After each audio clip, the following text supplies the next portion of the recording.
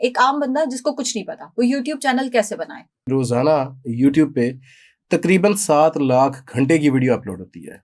आपको अपनी वीडियो की जगह बनाना कि उसकी व्यूअरशिप डेवलप करना, उसमें टाइम जरूर लगेगा। कंपटीशन बहुत ज़्यादा है कि आपने अपनी वीडियो की जो डिस्क्रिप्शन दी है, जो टैग्स दिए हैं, जो उसकी एसईओ किया है, ओवरऑल सर्च इंजन ऑप्टिमाइजेशन की है, वो बहुत ज़्यादा मैटर करती थी। एक आम बंदा कैसे फैसला कर सकता है कि उसको किस चीज पे कंटेंट बनाना है? काफ़ी देर पहले काम करना पड़ेगा यूट्यूब को ये साबित करने के लिए कि आप एक बहुत सीरियस कंटेंट क्रिएटर हैं। एक बंदा जो घर में वीडियो बना रहा है वो कौन से टूल्स यूज कर सकता है? क्या ऐसे टूल्स अवेलेबल हैं? बिल्कुल है और फ्री है, यानी कोई अच्छा। क्रैक वगैरह यूज करने की जरूरत नहीं है। अच्छा, अगर आप कंप्यूटर पे कर सकते हैं तो ज्यादा अच्छी बात है। अच्छा। कंप्यूटर पे भी कैपकट एक फ्री सॉफ्टवेयर है जिसकी मोबाइल ऐप बहुत पॉपुलर है। टिकटॉक से लोगों ने बहुत कमाया, बहुत देखा मैंने, लेकिन किसमें पैसा ज्यादा और किसमें मेहनत कम है? अभी जो टिकटॉक अकाउंट सब मैनेज कर रहे हैं उसमें ऑन एवरेज 1 मिलियन व्यूज पे तकरीबन 400 रुपया बनता है। उसकी बहुत बड़ी वजह ये भी है कि नंबर्स इन्फ्लेट करता है टिकटॉक, वो सारे के सारे ह्यूमन व्यूज नहीं होते। अगर आपका कंटेंट अच्छा है या कंटेंट अट्रैक्टिव है, लोगों को पसंद आता है, लोग देखना चाहते हैं, चाहे वो पर्सनल लाइफ है चाहे वो प्रोफेशनल चीजें हैं, सो आपका कंटेंट बिकता है, नाम इतना मैटर नहीं करता। नाम हरगिज मैटर नहीं करता, उल्टा नाम ऐसा होना चाहिए जिससे ज्यादा लोग कनेक्ट कर सकें।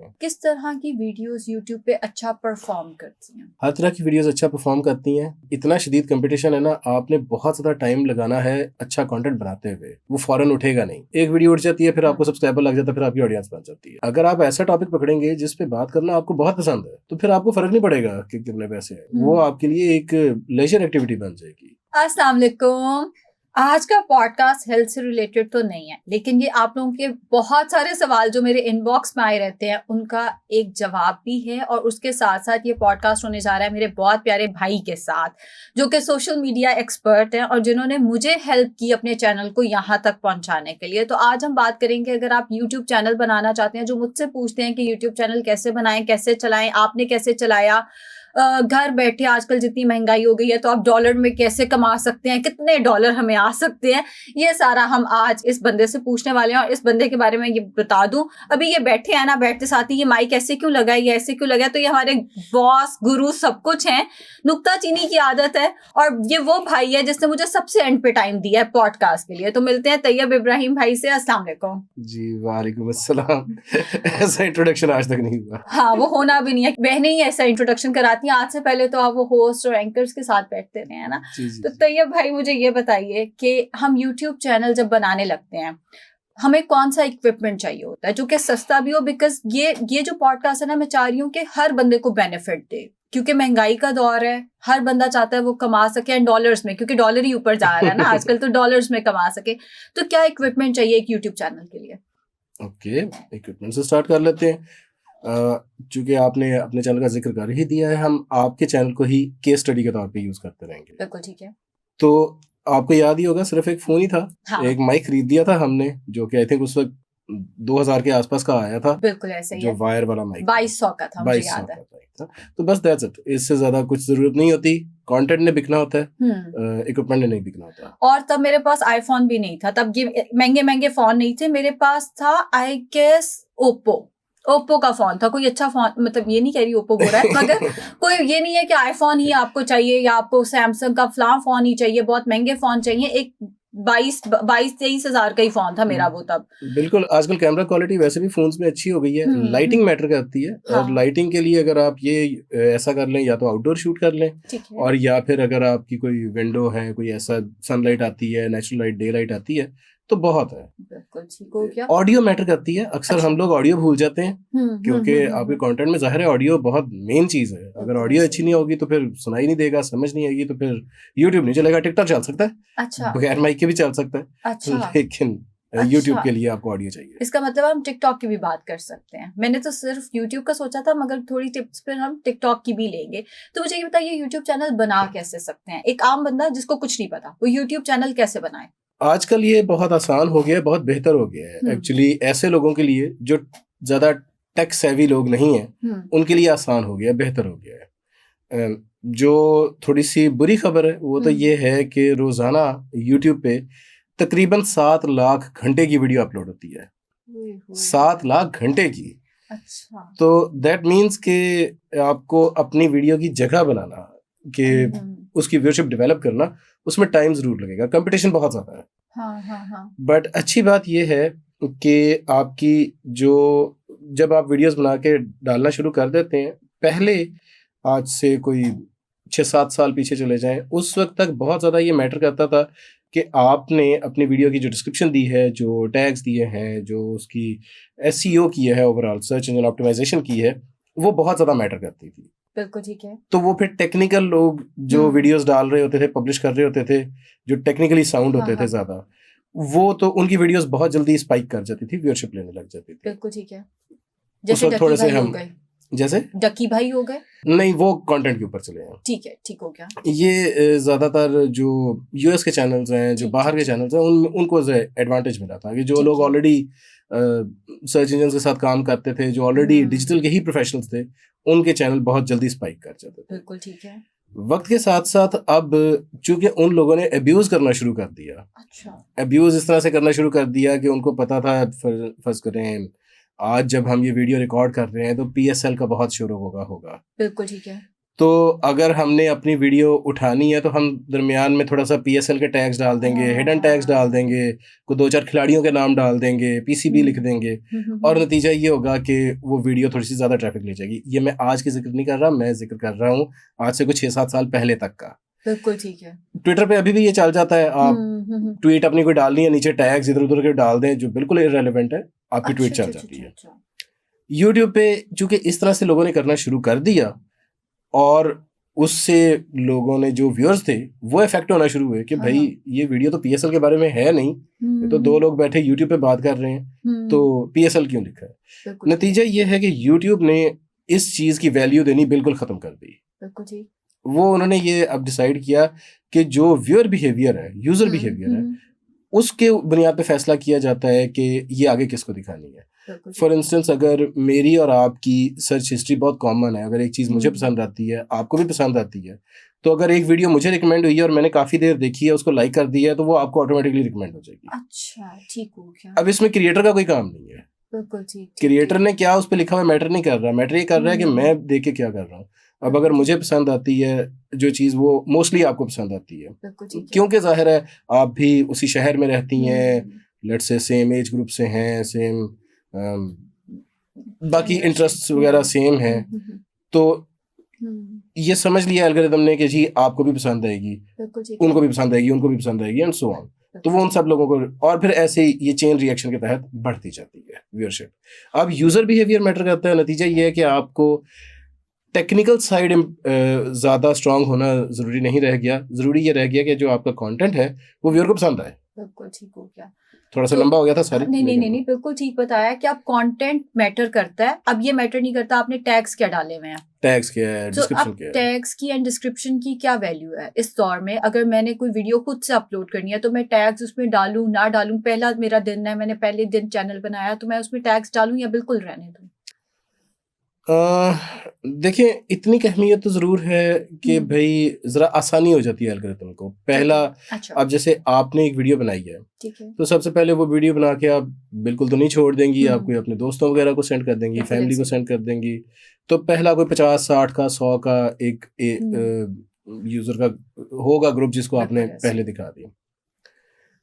अब उनकी बुनियाद पे एक छोटा सा मिल जाएगा, एल्गोरिथम को मिल जाएगा, एक सैम्पल साइज मिल जाएगा कि ठीक है जी ये लोग देख रहे हैं, ये क्या कहते हैं। उसमें ये होगा कि वो लोग अब जिस तरह का बिहेवियर रखते हैं वो भी रिकमेंड होगा। बट कई दफ़ा ये भी होता है कि अगर आपने ये जो फ़र्ज़ करें आपके सारे दोस्त जो हैं वो सब के सब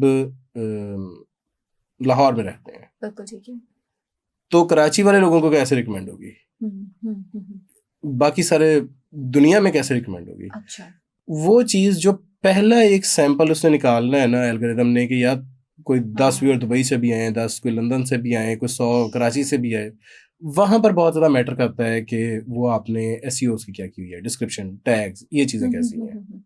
ठीक हो गया। अब अगर हम इस कॉन्वर्सेशन का नाम रख देते हैं कि how to create a successful channel on YouTube, तो उसको एक सैंपल मिल गया, उसको पता चल गया कि ये किस बारे में बात हो रही है। ठीक हो गया। जो इस इंटरेस्ट को रखने वाले लोग हैं सारी दुनिया में, वो उनको थोड़ा बहुत रिकमेंड कर देगा, पहले 100-150 व्यूज वो देगा, ताकि अंदाजा लगा ले कि ये ठीक भी है कि नहीं, ये अच्छी वीडियो है या नहीं। बिल्कुल ठीक यूजर बिहेवियर पता चला जाए। तो पहला झटका देने के लिए, एक धक्का स्टार्ट देने के लिए ये इम्पोर्टेंट है। लेकिन उसके बाद अगर आप चाहते हैं कि मिलियंस ऑफ व्यूज आया करें हर वीडियो पे, तो वो कंटेंट ने अपने ऊपर ही लेने हैं, उस पे डिस्क्रिप्शन वगैरह कुछ नहीं कर सकते। बिल्कुल ठीक है। एक बंदा कैसे सोचे कि वो किस चीज पे यूट्यूब चैनल बना सकता है? जैसे मेरे पास एक डिग्री थी, मैंने डिग्री पे बना लिया। जो घर में बैठा है उसको कुकिंग भी इतनी अच्छी नहीं आती, मेकअप भी उसके ठीक है, उसका बहुत कोई एक्स्ट्राऑर्डिनरी स्किल्स नहीं है। तो एक आम बंदा कैसे फैसला कर सकता है कि उसको किस चीज पे कंटेंट बनाना है? ठीक है, इसी पे रिवर्ट करते हैं। पहली वाली बात, 7 लाख घंटे। तो जब इतनी ज्यादा वीडियो अपलोड हो रही है, आपको काफी देर पहले काम करना पड़ेगा यूट्यूब को ये साबित करने के लिए कि आप एक बहुत सीरियस कंटेंट क्रिएटर हैं। अच्छा। क्योंकि एल्गोरिथम ने ना ये भी डिसाइड करना होता है कि ये कितने सीरियस हैं, कितने प्रोफेशनल हैं, क्या किसी का कंटेंट चोरी करके तो नहीं बना रहे। ठीक हो गया, ठीक हो गया। तो वो जो हम कहते हैं कि ये वीडियो, मुझे याद है, मुझे ये कहा जाता था हर दूसरे दिन वीडियो भेजनी है तू, तो वो इसलिए हर दूसरे दिन बाद लगती थी। फिर हमने एक और अपना बनाया कि फिर डेली लगेगी, फिर हर 3 दिन बाद। वो जो हमारा चलता था वो इसलिए चलता था, वो इस वजह से चलता था कि अगर आप एक दफा अपनी ये जो स्ट्रेटजी है इसको अगर फॉलो करना खत्म कर दें, तो यूट्यूब समझता है कि भाई ये तो सीरियस ही नहीं है, फर्स्ट लिबरेटेड टाइप के हैं, ये सीरियस लोग नहीं है, प्रोफेशनल लोग नहीं है। फिर यूट्यूब आपको उतना ज्यादा प्रमोट नहीं करता जितना वो सीरियस लोगों को करता है। और अगर तो वो एक रूटीन पे स्टिक करना बहुत जरूरी है। तैयब भाई, मुझे ये बताया, आपने बीच में कहा कि आप किसी का कंटेंट चोरी तो नहीं कर रहे। अगर हम जैसे लेट से, मैंने एक मेकअप ट्यूटोरियल देखा, मैं आपको एग्जांपल दे रही हूँ, मैंने वही वर्ड टू वर्ड फॉलो किया, वही टेक्निक्स फॉलो की और वो लगा दी अपने चैनल पे, क्या इससे फर्क पड़ेगा? वो कहते हैं स्टूपिड स्टील, इंटेलिजेंट इंस्पायर। तो वो सीधी सी बात है, अगर आपने आप खुद कर रही हैं तो फिर वो रिप्रोड्यूस आप कर रही हैं। ठीक है। आपने उसकी, अनलेस वो कोर्ट में जाके डिसाइड ये प्रूव करे कि उसका कोई इंटेलेक्चुअल प्रॉपर्टी थेफ्ट हुआ है, कॉपीराइट थेफ्ट कंसिडर नहीं हो सकता, क्योंकि आपने अपनी वीडियो खुद शूट की है। बिल्कुल ठीक हो गया, ठीक हो गया। क्योंकि वो फिर अगर चोरी कहला सकती है तो ज्यादा से ज्यादा आइडिया की कहला सकती है। सो इन ऑन प्रैक्टिकल सेंस ये नहीं हो सकता। तो मैं यहाँ पे बैठ के किसी अमेरिकन यूट्यूबर को तो नहीं कोर्ट में लेके जाऊंगी कि आपने मेरा कंटेंट चोरी कर लिया। सो मोस्ट लाइकली अगर वो भी नहीं आ सकता। बिल्कुल ठीक है। और फिर सिमिलैरिटी इतनी ज्यादा है कि कैसे साबित किया जा सकता है। बिल्कुल ठीक है, क्योंकि बातें तो एक ही होती है ना, बातें तो एक ही होती हैं। बिल्कुल ठीक है। अच्छा, मुझे ये बताएं कि एक आम बंदे ने जब चैनल बनाया तो उसके नाम को लेकर क्या क्या डिफरेंट किया जा सकता है, या कैसा नाम चूज किया जा सकता है कि वो नाम लोगों को अट्रैक्ट करे? क्या ये मैटर करता है? पहले तो ये बताएं। आपने अभी डकी भाई का जिक्र किया था। हाँ। अब वो सादुर रहमान नाम है उस लड़के का, उसने एवे ही बना दिया था।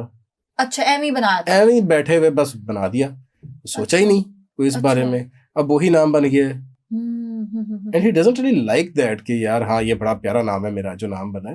वो कहता है यार बन गया, अब मैं क्या करूं, बन गया, चल गया। आप डकी भाई को? जाहिर है कम्युनिटी के लोग हैं तो अच्छा, बहुत क्लोज फ्रेंड नहीं है पर मुलाकातें हैं। बिल्कुल ठीक है। सो बेसिकली नाम कुछ भी हो जाए, अगर आपका कंटेंट अच्छा है या कंटेंट अट्रैक्टिव है, लोगों को पसंद आता है, लोग देखना चाहते हैं, चाहे वो पर्सनल लाइफ है चाहे वो प्रोफेशनल चीजें हैं, सो आपका कंटेंट बिकता है, नाम इतना मैटर नहीं करता। नाम हरगिज मैटर नहीं करता, उल्टा नाम ऐसा होना चाहिए जिससे ज्यादा लोग कनेक्ट कर सकें। तो आपको ब्रांड बनाने की बजाय अगर आप इंडिविजुअल क्रिएटर हैं, जैसे आपका जो पहला चैनल बना था वो हमने आयशा नासिर के नाम से ही बनाया था। बिल्कुल ऐसे ही है, क्योंकि यार एक ह्यूमन के साथ कनेक्ट करना ज्यादा आसान होता है, एक ब्रांड के साथ कनेक्ट करना रिलेटिवली मुश्किल है। अच्छा, यानी अगर मैं बनाती हूँ लाइफस्टाइल इन पाकिस्तान तो ये मुश्किल होगा चलना, एज कम्पेयर टू एक ह्यूमन बीइंग आयशा नासिर के साथ कनेक्ट करना। हाँ, यानी चलो लाइफस्टाइल इन पाकिस्तान तो फिर भी एक सेंटेंस हो गया। अगर आप कोई इस तरह के नाम ही ये बना लेती हैं कि जी ब्रांड नेम है, for instance styles of life भी सेंटेंस हो गया। जैसे आप यहाँ पर कहती हैं जी हम गॉकर शुरू कर रही हूँ मैं, ठीक है, तो पता ही नहीं चलना हाँ, ये कौन है, क्या है, कपड़ा है या इंसान है, ये भी नहीं पता चलना। मुझे भी ठीक हो गया। वो अगर नाम हो ह्यूमन का तो उससे कनेक्ट करना रिलेटिवली इजी होता है। बहुत सी सक्सेस स्टोरीज हैं इसकी कि जो लोगों ने अपने नाम से चैनल बनाया वो रिलेटिवली जल्दी उठ जाता है। बिल्कुल ठीक है। किस तरह की वीडियोस यूट्यूब पे अच्छा परफॉर्म करती हैं? हर तरह की वीडियोस अच्छा परफॉर्म करती हैं। वो पिछली बात शायद दरमियान में रह गई कि जब इतना शदीद कंपटीशन है ना, आपने बहुत ज़्यादा टाइम लगाना है अच्छा कंटेंट बनाते हुए, वो फौरन उठेगा नहीं। ठीक, उसमें कोई 4 महीने भी लग सकते हैं, 6 महीने भी लग सकते हैं। और एक वीडियो वायरल होती है, मैंने तो ये देखा है। हाँ, एक उठती है, एक वीडियो उठ जाती है, फिर आपको सब्सक्राइबर लग जाता है, फिर आपकी ऑडियंस बन जाती है। बिल्कुल ठीक हो गया। बट उस वक्त तक वो एक वीडियो उठने तक का जो मरहला है, उसमें बड़े सारे लोग डिमोटिवेट होकर छोड़ जाते हैं। ये तो मैंने देखा है। ये तो आपने भी कई जगह हाँ, पे मैंने देखा अपने होगा। फ्रेंड्स में देखा है, अपने फैमिली में देखा है, हर बंदे को। बिकॉज अच्छा, एक और चीज जो कि ऑल्दो इन क्वेश्चंस में नहीं है मगर मैं हट के पूछूंगी, लोगों को ये क्यों लगता है आपने चैनल बनाया, अब 6 महीने में पैसे आने लग जाने चाहिए, अगर 6 महीने में पैसे नहीं आए इतने ही डिमोटिवेट हो जाएंगे, सब कुछ छोड़ देंगे, अपने आप को ब्रांड बनाने तक का जो टाइम है वो लोग नहीं दे पाते, या वही बात के एक्सक्यूजेस होते हैं, आज मैं बिजी था, आज मेरी फलां पार्टी थी, आज मैंने घर में मेहमान आ गए थे तो मैंने वीडियो शूट नहीं की, तो अब 2 हफ्ते बाद वीडियो लग रही है, कभी 3 दिन बाद लग रही है, वो कोई एल्गोरिदम नहीं बन रहा उसका कोई। तो क्यों लोग एक्सपेक्ट करते हैं कि 6 महीने के अंदर अंदर पैसे भी आ जाने चाहिए, और वो भी डॉलर्स में? टॉपिक सिलेक्शन गलत हो जाती है। टॉपिक सिलेक्शन जब आप ये सोचकर बना रहे हो कि भाई मैं पैसे कमाने के लिए बना रहा हूँ, तो फिर आपको ये पड़ी रहती है कि हर वीडियो पब्लिश करने के बाद हाँ भाई कितने पैसे आए। बिल्कुल ऐसे ही है। अगर आप ऐसा टॉपिक पकड़ेंगे जिस पे बात करना आपको बहुत पसंद है, तो फिर आपको फर्क नहीं पड़ेगा कि कितने पैसे आए, वो आपके लिए एक लेजर एक्टिविटी बन जाएगी। एक्चुअली मेरे केस में ऐसा ही था, आपको शायद याद हो कि जब मेरा चैनल बना था उससे पहले मैं डिफरेंट टीवी चैनल्स पे जाती थी, तो मेरा दिल करता था एक नाम हो मेरा, सो मैंने उसको पैसों से रिलेट नहीं था किया कि मुझे यूट्यूब से पैसे आए, सो वो बेसिकली शायद इसी वजह से वो चल गया कि मुझे उससे पैसे चाहिए ही नहीं थे, कि मैं बड़ी खुश होती थी आज 500 व्यूज आए मेरी वीडियो पे। हाँ। तो वो 500 व्यूज ही मेरे लिए बड़े होते थे, उसमें से क्या आया क्या नहीं आया वो मैटर ही नहीं था किया, तो वो कंसिस्टेंसी 500 व्यूज कंसिस्टेंसी डेवलप होती चली गई। बिल्कुल ये बहुत इंपॉर्टेंट होता है। बल्कि एक फैक्टर जो अभी आपने सवाल नहीं किया मैं ऐड कर देता हूँ। ये जो क्रिएटर कम्युनिटी है इंक्लूडिंग यूट्यूब इटसेल्फ, वो ये कहता है कि ये जो मोनेटाइजेशन होती है कि जी आपने व्यूज के अगेंस्ट जो मोनेटाइजेशन आप हासिल कर रहे होते हैं, पैसे हासिल कर रहे होते हैं, ये सबसे लोएस्ट यील्ड जो इनकम स्ट्रीम है कंटेंट की वो ये है। अच्छा। सबसे ज्यादा ये है कि आप खुद प्रोडक्ट सेल कर रहे हो। ठीक है। आप अपनी मर्चेंडाइज बना रहे हो, फॉर इंस्टेंस हेल्थ की कोई प्रोडक्ट में ले आओ, अब आप हेल्थ की प्रोडक्ट ला सकती हैं, उसमें डाइट प्लान हो सकते हैं, आप इवन अपने बिजनेस को प्रमोट कर सकती हैं, करती हैं। बिल्कुल मैं कर रही हूँ, जो आपका प्रोफेशन है। तो इस तरीके से चलते हुए ये आपकी मेन स्ट्रीम ऑफ इनकम ये होनी चाहिए। दूसरे नंबर पे फिर मर्चेंडाइजिंग वगैरह आ जाती है, आप टी शर्ट्स मग्स इस तरह की चीजें बेच सकते हैं, ये चीजें हो सकती हैं। फिर उसके बाद आगे आपके डायरेक्ट स्पॉन्सर्स आते हैं। ठीक है। पाकिस्तान में अभी इस वजह से ज़्यादा काम नहीं हो पाता क्योंकि इकोनॉमी थोड़ी है, और हमारा जो सेठ मिजाज बिजनेसमैन है वो डिजिटल को समझता नहीं है।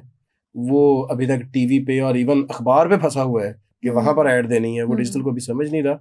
बट जहाँ पर ऐसा नहीं है वहाँ पर तो डिजिटल की एडवर्टाइजिंग, जर्मनी में ऑलरेडी डिजिटल की एडवर्टाइजिंग बाकी प्रिंट मीडिया और इलेक्ट्रॉनिक मीडिया कंबाइंड से ज़्यादा है। बिल्कुल ऐसे। तो वहाँ पर बिजनेसेस जब ये फोकस करते हैं तो स्पॉन्सर ज़्यादा आता है। अच्छा, वैसे मैंने एक और चीज़ देखी है कि डिजिटल पे चीज़ जिसने बना ली है ना, जिसने डिजिटल के स्पॉन्सर्स पकड़े हैं, उसका बिजनेस ज़्यादा फ्लरिश किया है एज कम्पेयर टू अखबार या मीडिया की निस्बत। ये मुझे लगता है कि डिजिटल से भी, जैसे आप देखें फ्ला ब्रांड है क्योंकि उसने टिकटॉकर्स को चीज़ें दी, क्योंकि उसने स्नैक पे जो कंटेंट क्रिएटर्स थे उनसे काम कराया, उसने यूट्यूबर्स में अपना नाम फैलाया। तो मेरे ख्याल में आजकल ये भी एक बहुत बड़ा ट्रेंड बन गया है कि सोशल मीडिया वो ज्यादा चीजों को फैला रहा है as compare to digital media, ये मेरा ख्याल है। इवन इन जनरल इलेक्शंस बहुत ज्यादा मैटर कर रहा है अब।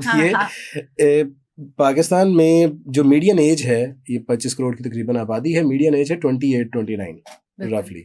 तो जाहिर है ये सारा जो मेजॉरिटी ऑफ यंग पीपल है, जो मेजॉरिटी है पाकिस्तान की, ये सब तो डिजिटल पे है ना। बहुत से ऐसे घर है जिनमें टीवी अब लगाया भी नहीं हुआ, ऐसे वो टीवी का कंटेंट भी अपने मोबाइल्स पे, अपनी टैब्स वगैरह पे कंज्यूम कर रहे हैं। तो ये समझ अभी इनको समझ नहीं आई, इस वजह से स्पॉन्सर्स आहिस्ता आहिस्ता आएंगे।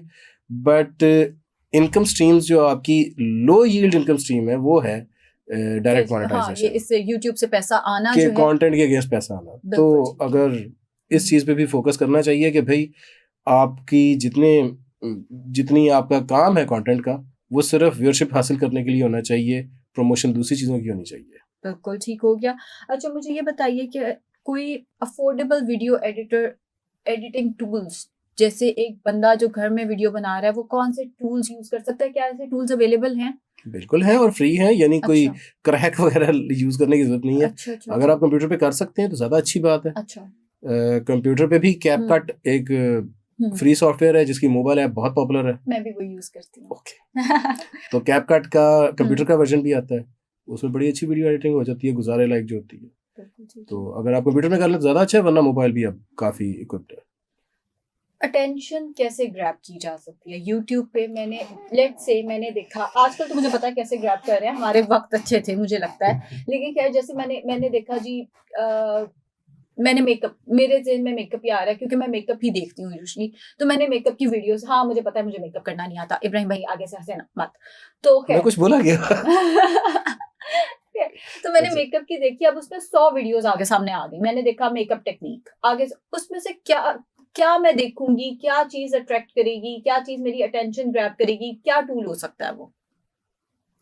ओके, देखें, अगेन वही बात आती है, अगर आपको खुद पसंद है ना, अब आपकी बात सुन के मुझे लग रहा है कि यार आपको एक मेकअप ट्यूटोरियल्स का भी एक चैनल स्टार्ट कर देना चाहिए। वो इसलिए कि अगर आपको इंटरेस्ट इतनी ज़्यादा है ना, तो आपका उस पर नॉलेज भी अच्छा भला होगा, और अगर आपका नॉलेज अच्छा है तो आपको वो सिखाते हुए मज़ा भी आ रहा होगा।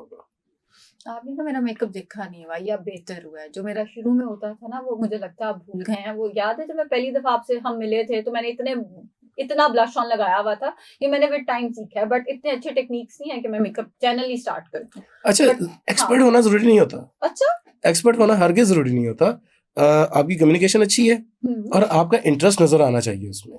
अगर आपका इंटरेस्ट होगा तो आपका बहरहाल नॉलेज बढ़ रहा होगा, और जो जर्नी है आपकी उसमें एक्सपर्ट बनने की, वो अपने आप में एक अच्छा कंटेंट है। अच्छा, बिल्कुल ठीक है। तो कम्युनिकेशन अच्छी होना जरूरी है, एक्सपर्ट उस फील्ड का होना हरगिज जरूरी नहीं है। बिल्कुल ठीक है। आपका उसमें इंटरेस्ट होगा, आप वो चीज़ें कंज्यूम भी ज़्यादा कर रही होंगी, उस तरह का कंटेंट कंज्यूम भी ज़्यादा कर रही होंगी, और जाहिर है कि आप उनका रेफरेंस वगैरह भी बता सकती हैं। आज फलाने यूट्यूबर ने ये बताया था, टिकटॉक पे फलाना ट्यूटोरियल देखा था, वो ये था, तो वो नज़र आएगा, वो इंटरेस्ट नज़र आएगा। जाहिर है जो आपकी ऑडियंस है वो भी तो कोई एक्सपर्ट्स की नहीं है, वो भी तो रैंडम लोग ही हैं ना। बिल्कुल ऐसे ही, मेरे जैसे ही हैं सारे। तो इस वजह से ये कोई बात नहीं है। TikTok, YouTube, Facebook, snack app, चारों पैसे दे रहे हैं आपको, कहीं ना कहीं दे रहे हैं। स्नैक तो अब इतना नहीं दे रहा, मगर बाकी तीन जो है वो कहीं इवन स्नैपचैट, अच्छा वो मेरा रह गया। स्नैपचैट को आप कंटेंट सेल करते हैं कैसे? मैं इधर ही बैठ के सीखने लगी हूँ, कोई बात नहीं, इसके बाद हमने नाश्ता करने जाना है ना, उधर बैठ के सीखूंगी। अच्छा, स्नैपचैट भी पैसे दे रहा है? स्नैपचैट का जो स्पॉटलाइट फीचर होता है उसके अंदर जो कंटेंट फीचर होता है वो अक्सर खरीदा हुआ कंटेंट होता है। स्नैपचैट खुद चूज करता है, वो अमंग यूट्यूबर्स, टिकटॉकर्स, वो चूज करता है कि कौन सा है ऐसा जो बहुत ज्यादा व्यूअरशिप ला सकता है स्नैपचैट पे। अच्छा। तो वो फिर उसको पे करते हैं स्नैपचैट कंटेंट जैसे बनाने के लिए। स्नैक करता था, जैसे स्नैक एक टाइम हाँ जी, बिल्कुल बिल्कुल। स्नैक तो हर किसी के साथ ही कर लेता था। अगर आपके वो, तो उन्होंने सीधा साधा रखा हुआ था, आपके इतने सब्सक्राइबर्स हैं यूट्यूब पे, हम आपको इतने पैसे दे देंगे। बिल्कुल ठीक है। तो स्नैपचैट, लेकिन स्नैपचैट ऐसे ओपन पॉलिसी नहीं है, वो खुद चूज करते हैं कि यार इसको राब्ता करना है। बिल्कुल ठीक है। लेकिन अगर आप टॉप लेवल पे हैं किसी भी इंडस्ट्री में, अपने मुल्क में एक टाइप की में कोई टॉप 3-4 में है, तो आपको ईमेल आ जाएगी। बिल्कुल ठीक है, जबरदस्त। अच्छा, मुझे ये बताइए कि पैसे तो ये चारों दे रहे हैं, मुझे ये बताएं कि हम, एक जमाना था हम ये समझते थे टिकटॉक अकाउंट नहीं बनाना, मैंने नहीं था बनाया। मुझे याद है जब आप लोगों का मैसेज आया टिकटॉक पे अकाउंट बनाना है, तो मैंने साथ ही कहा नहीं टिकटॉक पे मैंने काम नहीं करना। लेकिन आज मैंने टिकटॉक अकाउंट बना लिया है, बिकॉज मुझे ये समझ आ गई है कि टिकटॉक का भी कहीं ना कहीं स्कोप है। क्या फर्क है इन चारों पांचों में? किस पे ज्यादा पैसा है, किस पे ज्यादा मेहनत है?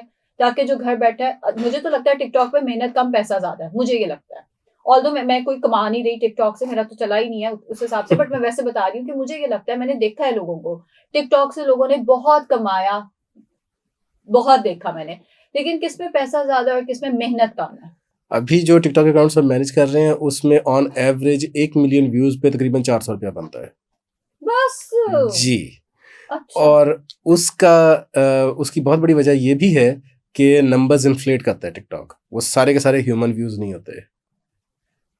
इसकी बड़ी सारी स्टडीज हैं, वो थोड़ा सा नंबर अननेचुरली इन्फ्लेटेड होता है, वो जेन्युइन ह्यूमन व्यूज नहीं होते। एक बात। दूसरी बात यह है कि टिकटॉक का मॉडल बहुत डिफरेंट है।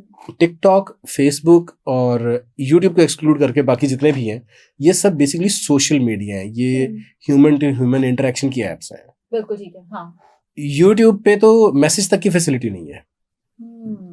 यूट्यूब अपने आप को सोशल मीडिया नहीं कहता, वो कहता है हमें कंटेंट सर्च करना है। यूट्यूब की नज़र में यूट्यूब के कंपेटिटर्स टिकटॉक या फेसबुक नहीं है, नेटफ्लिक्स है। अच्छा। वो अपने आप को ये समझता है कि हम एक कंटेंट लाइब्रेरी हैं, और जिस मिजाज के साथ आप नेटफ्लिक्स पे जाते हैं, नेटफ्लिक्स पे आप पहले चूज करते हैं, यानी नेटफ्लिक्स या ओटीटी जो भी कोई स्ट्रीमिंग सर्विस है, आप अमेजॉन प्राइम पे हैं, जहां पर भी हैं, आप कंटेंट चूज करते हैं, वॉच लेटर करते हैं, फिर जब आपके पास वक्त होता है आप देखते हैं। सेम यूट्यूब का है कि आप वॉच लेटर कर सकते हैं, आप डाउनलोड करके रख सकते हैं, आप बाद में देखते हैं, वो आप इंटर डिवाइस है, कभी आप टीवी पे देखते हैं, मोबाइल पे देखते हैं। यूट्यूब अपने आप को ना तो सोशल मीडिया मानता है, ना वो है। बिल्कुल ठीक है। यूट्यूब पे आपका माइंडसेट होना चाहिए कि हमने अपनी व्यूअर बेस डेवलप करनी है, जो लोग अपनी ज़िंदगी से एक टाइम निकाल के उसको देखें। यूट्यूब पे चॉइस आती है, जब आपने कोई वीडियो देखनी है, आपने पहले उसके थंबनेल को देख के, टाइटल देख के क्लिक किया होता है। ठीक है। फेसबुक पे, टिकटॉक पे आप स्क्रॉल करते हैं, आपको आ जाती है। हाँ हाँ, हम ढूंढे ना ढूंढे, वो खुद ही सामने आ जाता है कहीं वो ना कहीं। एल्गोरिथम डिसाइड कर रहा है आपने क्या देखना है। यहाँ पर डिसीजन आपका होता है यूट्यूब पे। तो इस वजह से माइंडसेट का, मिजाज का बहुत बड़ा डिफरेंस है। यूट्यूब पे लॉन्ग फॉर्म वीडियो चलती है, बिल्कुल ऐसे ही है। फेसबुक पे, टिकटॉक पे आपको कोशिश करना चाहिए छोटा, आप 10-15 सेकंड का रखें, बिल्कुल ठीक है। ना इससे ज्यादा जाएं, क्योंकि वहां से आप इन नेटवर्क्स को एज डिस्कवरी प्लेटफॉर्म यूज कर सकते हैं कि भाई यहाँ से आपको व्यूअर को पता चल जाए कि यार ये भी कोई है और ये अच्छी बात करते हैं, फिर वो यूट्यूब पे जाके चैनल सब्सक्राइब कर ले। बिल्कुल ठीक है, ठीक हो गया। ये दोनों कंपेटिटर्स हैं ही नहीं। बिल्कुल ठीक है। और टिकटॉक से आप वैसे जो है कंटेंट बना के नहीं कमा सकते? हाँ, जैसे स्पॉन्सर्स आ जाए कमाते हैं, बट हाँ, वो थोड़ा है, बहुत थोड़ा है। स्पॉन्सरशिप से जो कमाएंगे आप, वो कमाएंगे। आप अपने किसी बिजनेस को प्रमोट कर दें, आप किसी भी दूसरी चीज को प्रमोट करते हैं। जैसे वो टिकटॉक पे एक साहब है, मैं नाम भूल रहा हूँ, जिनके लाहौर में 2 रेस्टोरेंट्स हैं, अदील चौधरी। एग्जैक्टली। वो जो है, अब उनके रेस्टोरेंट्स की प्रमोशन बहुत ज्यादा हो जाती है इस वजह से। बिल्कुल ठीक, बिल्कुल ठीक। और वो खुद भी एक सेलिब्रिटी तो हैं, वो सेलिब्रिटी बन चुके हैं। तो अच्छा, ये मॉडल है टिकटॉक। मुझे ये बताइए, अगर किसी के 100K सब्सक्राइबर्स हैं, लोगों को बड़ा शौक है मेरी इनकम जानने का, मेरी नहीं बतानी, मैं वैसे पूछ रही हूँ, 100K अगर किसी के सब्सक्राइबर्स हैं यूट्यूब पे, तो वो कितना कमा सकता है? सब्सक्राइबर्स का कोई ताल्लुक ही नहीं है रेवेन्यू से। रेवेन्यू का ताल्लुक है कि आपकी व्यूअरशिप कितनी है और व्यूअरशिप कितनी देर बैठती है। फॉर इंस्टेंस, अगर आप मैक्सिमम 1 मिनट देखते हैं ऑन एवरेज लोग, तो आपका एक ऐड चलेगा, जो वीडियो प्ले करने से पहले जो प्ले होता है, एक ऐड चलेगा। अगर आप ये 5 मिनट बिठा लेती हैं तो आपके 3 ऐड चल जाएंगे। अब जहां पर 1 मिनट बिठाने से आपने एक ऐड चलाया, वहां पर 5 मिनट बिठाने से आपने 3 ऐड चला दिए, आपकी इनकम ट्रिपल हो गई। अच्छा, ये फिर ट्रिपल नहीं होती, ये क्वाड्रुपलेट हो जाती है। उसकी वजह ये है कि जो कंटेंट ज्यादा देर तक बिठा रहा होता है, उसको ज्यादा हाई पेइंग ऐड मिलता है, कि वो कहते हैं ये हाई क्वालिटी कंटेंट है, इस पे महंगा ऐड सर्व करना है। तो नतीजा ये होता है कि वो फिर जितना अच्छा कंटेंट है, जितनी ज्यादा देर आप बिठा पाते हैं व्यूअर को, उतना आपकी इनकम बढ़ती चली जाती है। एग्जैक्ट पता करने का बिल्कुल कोई तरीका नहीं होता, क्योंकि अब उससे मैंने एक सॉफ्टवेयर से देखी अपनी ही इनकम 25 लाख महीने की आ गई। मैंने कहा वाह आयशा, और YouTube की सिर्फ और सिर्फ, तो मैं तो हैरान ही हो गई। तो मतलब ट्रीट बनती है फिर आपकी तरफ। अच्छा, जैसे मैंने वाकई YouTube से 25 लाख कमा लिया ना 1 महीने में, मैं आपको वाकई ट्रीट दूंगी इब्राहिम भाई। अच्छा, मैंने कहा कहने लगी है वो आपको दे दूंगी 25 लाख। अंधे को अंधेरे में बहुत दूर की लेकिन मतलब ये है कि जो सॉफ्टवेयर्स भी है वो भी गलत है। बिकॉज मुझे किसी ने वो सॉफ्टवेयर दिया कि ये देखो, हमने तुम्हारी इनकम, मेरी इनकम को लेके फैमिली में भी बड़ा जी है, क्या कमा रही है, दोस्तों में भी बड़ा है और पेशेंट्स में भी बड़ा है। अच्छा, आप यूट्यूब से कितना कोई कमा लेते हैं? आप तो यूट्यूब से इतना कमा लेते हैं कि आपको डाइट प्लान देने की जरूरत ही नहीं है, या आप क्यों डाइट प्लान, हम आपका यूट्यूब चैनल देखते हैं, आप तो हमारे से ही सारा कमा रही हैं, तो आप डाइट प्लान के आपने पैसे कैसे मांगे? तो वो लोगों में शायद इतनी वो नहीं है। तो अच्छा, उसमें सॉरी एक फैक्टर मैं ऐड कर दूं, ये बहुत ज्यादा मैटर करता है कि किस मुल्क से आपकी ऑडियंस आ रही है। अच्छा, क्योंकि आप पाकिस्तान की इकोनॉमी का साइज जो है, अगर पाकिस्तान में एक व्यूअर बैठा है तो उसको यूएस की ऐड तो आनी नहीं, हाँ। उसको पाकिस्तान की लोकल ऐड आएगी। अब पाकिस्तान की जो ऐड है वो इतनी महंगी है नहीं, जो एडवर्टाइजर पे नहीं करता ज्यादा महंगा हो जाए तो चूंकि बैलेंस ये है कि जी पाकिस्तान में बाइंग पावर इतनी है, उस हिसाब से ऐड का रेट है, तो फिर आपको पैसे भी कम मिलते हैं। अगर यही आपके फॉर इंस्टेंस अगर 1000 व्यूअर पाकिस्तान से है तो जितने पैसे बनते हैं, अगर 1000 व्यूअर यूएस से आ जाए तो उससे कम से कम नहीं तो 12 गुना बन जाते हैं। अगर वही 1000 व्यूअर आपका जापान से या कोरिया से आ जाए तो वो कोई 25 गुना बन जाते हैं। वो इकोनॉमीज उससे भी यूएस से भी ज्यादा तगड़ी है। जबरदस्त। तो अच्छा, वो ये सारे फैक्टर्स होते हैं, एग्जैक्ट अंदाजा नहीं लगाया जा सकता। बिल्कुल ठीक है। अच्छा, मुझे एक और चीज बताएं। एक वक्त आता है यूट्यूब चैनल जो है वो यूं हो जाता है, आपका चैनल यूं जाता है फिर यूं हो जाता है। जी अब हमने देखा अनफॉर्चुनेटली, वेरी अनफॉर्चुनेटली, कि यूट्यूबर्स फिर उसमें कोई ना कोई ऐसी हरकत करते हैं जिससे उन्हें फेम मिलता है, जो कि यूजुअली अच्छी नहीं होती। हाँ यूजुअली जो पाकिस्तानी कल्चर भी है, हैरत अंगेज तौर पे बड़ी बुरी बात है, बट है। सो क्यों ये ऐसा होता है, और क्या ये इस तरह जब आप कर लेते हैं, एक दफा आप कोई फेम के लिए उल्टी सीधी हरकत कर जाते हैं, मेल्स भी फीमेल्स भी, अपनी कोई वीडियो लीक कर दी, अपना ही कोई कंटेंट वायरल कर दिया, खुद ही कर दिया, और फिर खुद ही उस पर रो धो के एक वीडियो बना दी, और नहीं तो अपने चैनल हैक होने की एक रो धो के वीडियो बना दिया, उससे सब्सक्राइबर्स ले लिए, तो क्या ये ठीक है? अगर, क्योंकि मैंने देखा है इस केस में तो बड़े सब्सक्राइबर्स, बट मैंने नहीं करना, मैं वैसे बता रही हूँ, एक तो मेरी आवाम फौरन गालियां देने लग जाती है, नहीं मैं वैसे बता रही हूँ।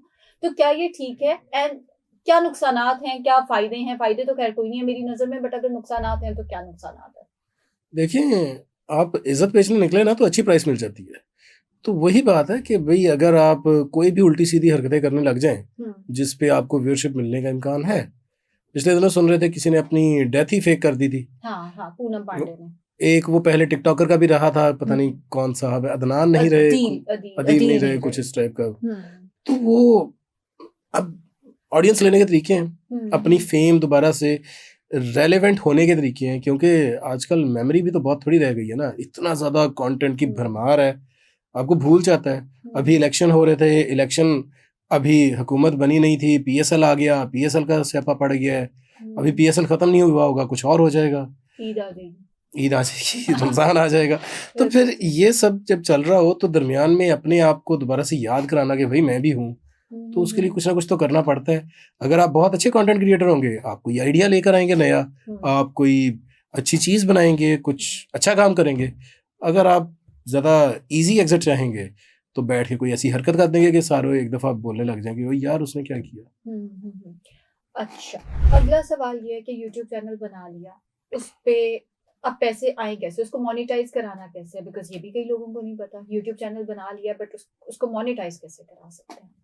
कि कॉम्प्लिकेटेड प्रोसीजर नहीं है। अगर आप सिर्फ पढ़ने की आदत बना लें तो यूट्यूब खुद ही आपको गाइड करता रहता है कि अगला स्टेप ये है, अगला स्टेप ये है। छोटे छोटे स्टेप्स होते हैं। पहले जब आप चैनल बना लेते हैं फिर आपको उसका क्राइटेरिया पूरा करना होता है। क्राइटेरिया है 2,40,000 मिनट का वॉच टाइम आपको चाहिए। 2 लाख कितने? कुछ भी नहीं है। 2,40,000 मिनट्स का मतलब ये है कि अगर आपको एक व्यूअर 1 मिनट देखता है तो 2,40,000 आपको व्यूज चाहिए।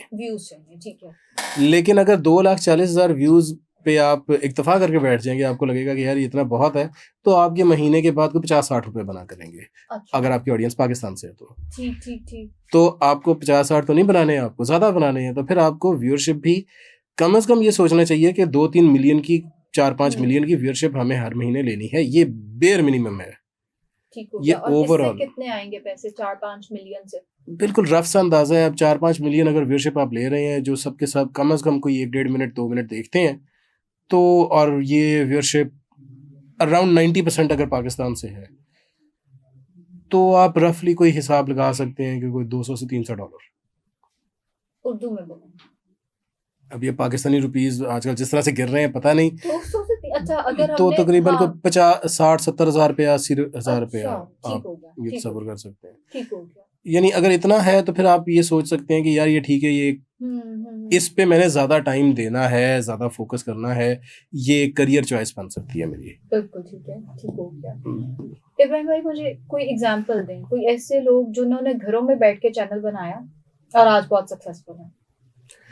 पाकिस्तान का जो पहला चैनल था जिसने 1 मिलियन सब्सक्राइबर्स किए थे, वो बड़े सारे लोग कहते हैं नादिर अली, जो कराची का कॉमेडियन है, पी फॉर पकाओ के नाम से उनका चैनल होता है, प्रैंक करते थे।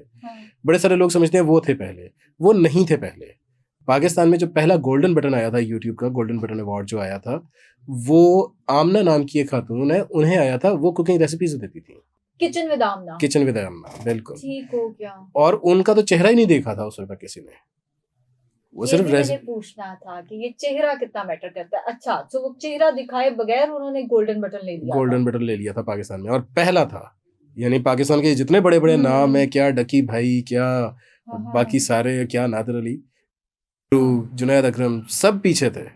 फीमेल्स आगे थी। फीमेल, एक वो पर्टिकुलर फीमेल सबसे आगे थी, अच्छा, जबरदस्त। और वो बड़ा अच्छा कंटेंट था। हाँ, जब मैंने आप देखा है, मैंने नाम सुना हर है। एंगल से आप वो कहेंगे बहुत अच्छा काम है। आई थिंक वो बाद में उन्होंने कुछ स्पाइसेस, अचार, इस तरह की चीजें बेचनी भी शुरू की, जो कि बहुत अच्छा आइडिया था। हाँ। क्योंकि वो फिर आपका ब्रांड है, आप मर्चेंडाइज बनाए, सेल करें, वो बहुत अच्छा आइडिया है। मुझे ये बताइए, तो किचन विद आमना का मतलब ये है कि एक खातून ने घर के किचन से काम शुरू किया, बिल्कुल। मेहनत की और गोल्डन बटन पहला पाकिस्तान का ले लिया। पाकिस्तान में सबसे आगे। मुझे एक सवाल पूछा जाता है कि जी आप तो जी पर्दा नहीं ना करती, तो आपका तो चैनल इसलिए चल गया। हम पर्दा करते हैं ना, हमने तो हराम नहीं कमाना, तो हमारा तो चैनल, हाँ ये भी अच्छा, मैंने सुना है कि ओके। आप तो जी अपना बूथा बेच के कमा रहे हैं, लिटरली। क्योंकि मैं ऑफेंड हुई उस बात पे कि आप तो जी अपनी शक्ल बेचते हैं।